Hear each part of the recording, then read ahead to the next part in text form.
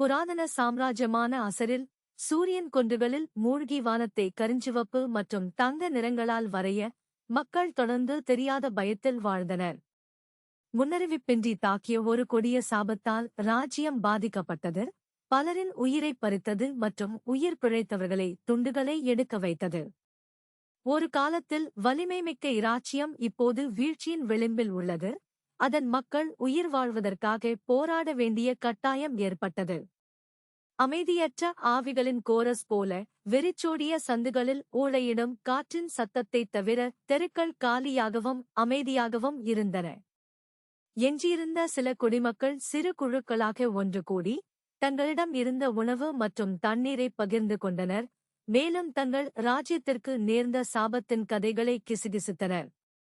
அவர்கள் இருண்ட சடங்குகள் மற்றும் பழங்கால தீமைகளைப் பற்றி பேசினர், அவற்றை கைவிட்ட கடவுள்கள் மற்றும் அவர்களை துன்பத்திற்கு விட்டுவிட்டனர். ஆனால் குழப்பம் மற்றும் விரக்திக்கு மத்தியில் நம்பிக்கையின் பிரகாசம் இருந்தது. அவா என்ற இளம் பெண் தோன்றினார், சாபத்தை நீக்கவும் தனது ராஜ்யத்தை அதன் முந்தைய மகிமைக்கு மீட்டெடுக்கவும் ஒரு வழியைக் கண்டுபிடிப்பதில் உறுதியாக இருந்தார். எண்ணற்ற ஆபத்துக்களை எதிர்கொண்டு நினைத்துப் பார்க்க முடியாத முரண்பாடுகளைத் தாண்டி தன் மக்களை காப்பாற்ற வேண்டும் என்ற தன் அசைக்க முடியாத தீர்மானத்தால் உந்தப்பட்டு துரோகமான குன்றுகளை அவா கடந்து சென்றாள். அவள் பண்டைய கலைப்பொருட்களைக் கண்டுபிடித்தாள் மற்றும் தடை செய்யப்பட்ட அறிவை புரிந்து கொண்டாள், சாபத்தின் மர்மத்தை மெதுவாக அவிழ்த்தாள்.